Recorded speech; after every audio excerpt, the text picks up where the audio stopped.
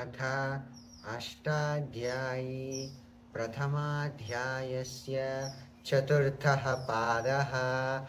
आकडारादेका संज्ञा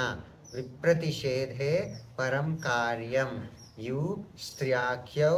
नदी नियङ्गुवं स्थानावस्त्री वामि इति ह्रस्वश्च शेषो ह्यसखि पतिः समास एव षष्ठीयुक्तश्छन्दसि वा ह्रस्वं लघु संयोगे गुरु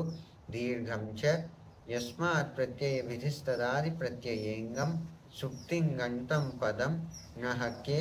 सिति च स्वादिश्वसर्वनामस्थाने यचिभं तसो मत्वर्थे अयस्मयादीनि छन्दसि बहुषु बहुवचनं द्वयेकयोर्द्विवचनैकवचने कारके ध्रुवमपाये पादानं भीत्रार्थानां भयहेतुः पराजेरसोढः वारणार्थानाम् ईप्सितः अन्तर्धौ येनादर्शनमिच्छति आख्यातोपयोगे जनिकर्तुः प्रकृतिः भुवः प्रभवः कर्मणा यमविप्रैति ससम्प्रदानं नृत्यार्थानां प्रीयमानः श्लाघ हुनुंस्थाशपां जीप्स्यमानः हारेरुत्तमर्णः स्पृहेरीप्सितः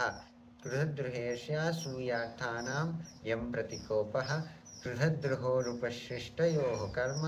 राधीक्ष्योर्यस्य विप्रश्नः प्रत्याङ्घ्यां श्रुवः पूर्वस्य कर्ता अनुप्रतिगृणश्च साधकतमं करणं दिवः कर्म च परिक्रयणे सम्प्रदानमन्यतरस्याम् आधारोऽधिकरणम् अधिशींस्थासां कर्म अभिनिविशश्च उपान्मन्यान्वसः कर्तुरीप्सिततमं कर्म तथायुक्तं चानीप्सितम् अकथितं च गतिबुधि प्रत्यवसानार्थ शब्दकर्मा कर्मकाना मणिकर्तासनौ ह्यक्रोरन्यतरस्यां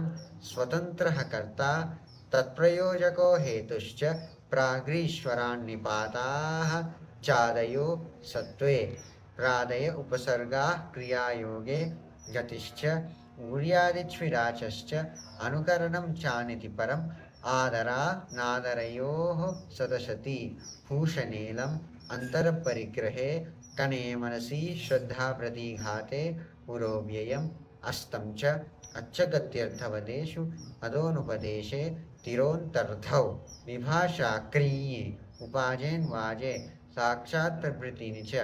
अनत्याधान उरसि मनसि मध्ये पदे निवचने च नित्यं हस्ते पानावुपयमने प्राध्वं बन्धने जीविकोपनिषदावो पम्ये ते प्राग्धातोः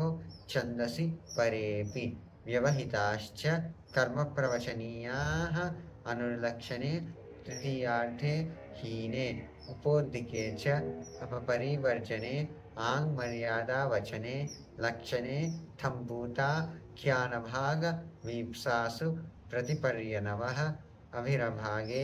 प्रतिः प्रतिनिधिप्रतिधानयोः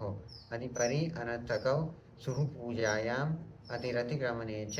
अभिः पदार्थसम्भावनान्वसर्गगर्हा समुच्चयेषु अधिरीश्वरे विभाषाक्रीयि लः परस्मैपदं तङ्गानावात्मनेपदं तिङ्गस्त्रीणि त्रीणि प्रथममध्यमोत्तमाः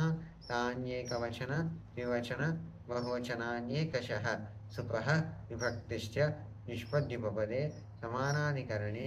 तानिन्यपि मध्यमः रहासे च मन्योपपदे मन्यतेरुत्तम एकवच्च अस्मत्युत्तमः शेषे प्रथमः परः सन्निकर्षः संहिता विरामो वसानम् इति प्रथमाध्यायस्य चतुर्थः पादः।